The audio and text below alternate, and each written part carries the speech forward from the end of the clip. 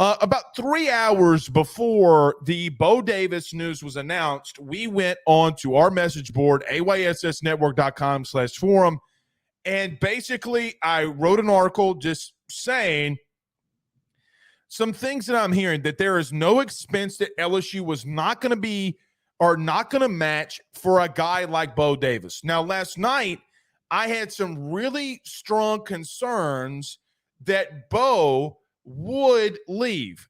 Did I say it was impossible? No. We talked about it ad nauseum.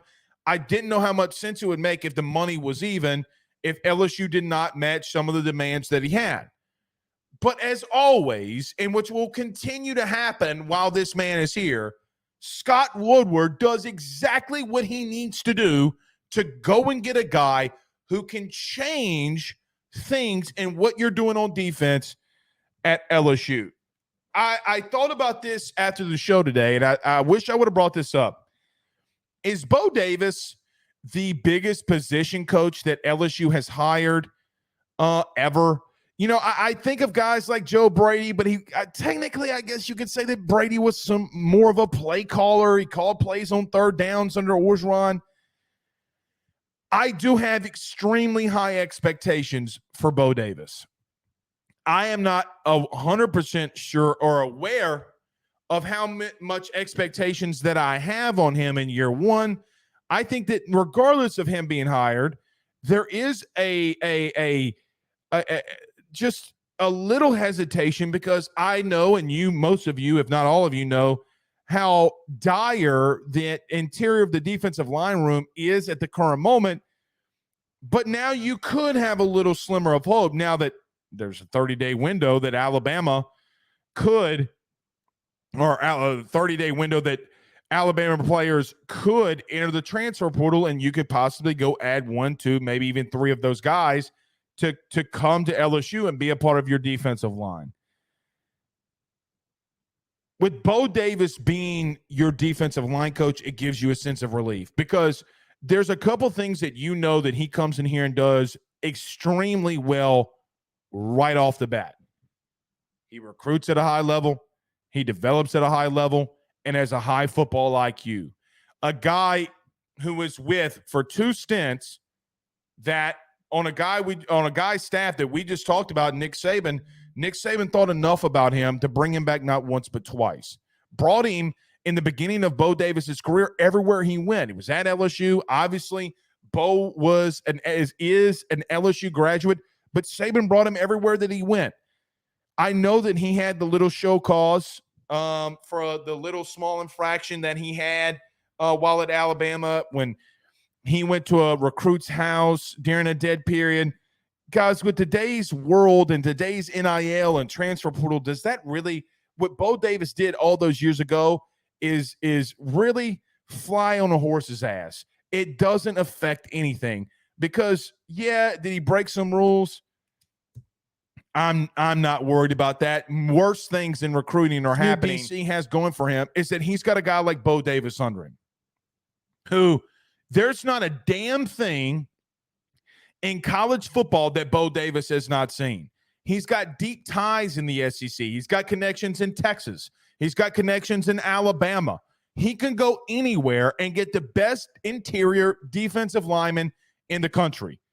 I love the hire. And I said this earlier, and I will continue to say it as what we've seen from Scott Woodward.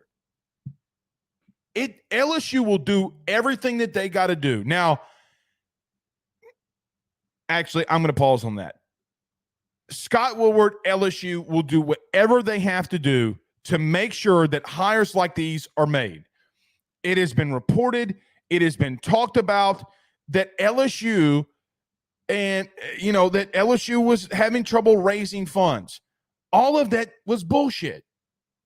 Every single ounce that you have ever heard of that LSU did not have the funds to go out there and hire an elite.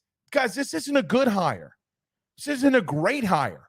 It's an elite hire that you go and make for a guy like Bo Davis. I think it is one of the best position coach hires that you've ever made, because you saw what has happened when you brought in a guy like Brad Davis. I'm not saying that Bo is going to have the same type of success. It flipped Don McKinley, though, didn't it? It flipped a 5-star defensive lineman from right here in your own state. I would not be surprised if Bo contacts one, maybe two of those Alabama defensive linemen that may hit the portal and say, hey, man, I'm the new defensive line coach at LSU. Not only can you come here and play, you're going to come here and start. Oh, and by the way, we're about to start taking some things over. It's a great place to be. It's a great day to be a Tiger with all the news that's coming out.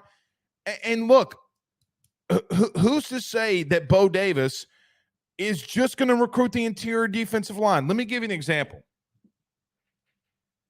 Some of the guys that Bo Davis had brought in or has brought in weren't just defensive linemen. You remember a running back named Derrick Henry? You can go down the laundry list of guys that Bo Davis has recruited and brought into his programs that he's been at. Home is where the heart is, and that's where he wants to be. And I am happy as a lark that he is back and that he is here.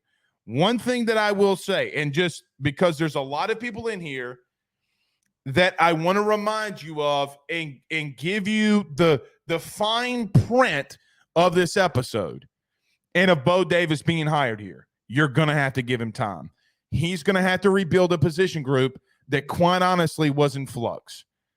He gives you stability. I don't think Bo Davis goes anywhere for some time. I think, at minimum, he will be here for 3 years. That is in his contract. I don't think that you will allow, or Scott Woodward will allow, someone to come in here and pay out or pay more than what you're paying. The number one thing that you need and that Bo Davis will provide you is successful stability. Because you cannot go through 6 defensive line coaches in the last 7 years and think that position is not going to take a hit. Guys, it's taken a hit. And I'm not going to say that LSU didn't have a choice here. LSU didn't have a choice. They had to pull the trigger. I know that you make him the highest paid position coach in the country. He's well worth it. And it shows that LSU is a top player in all of college athletics. You can say this or that about the money. Guys, quite honestly, here's the take that I have for you. If you are not help paying for those coaching hires, I don't think you have the responsibility to say anything. Let me just let you in on a little secret. LSU, as an example, next year will make roughly around $60 million in a TV contract through ESPN being in the SEC. The players don't get any of that money. And I know that you laugh at Harbaugh. I know that you laugh at all of these things.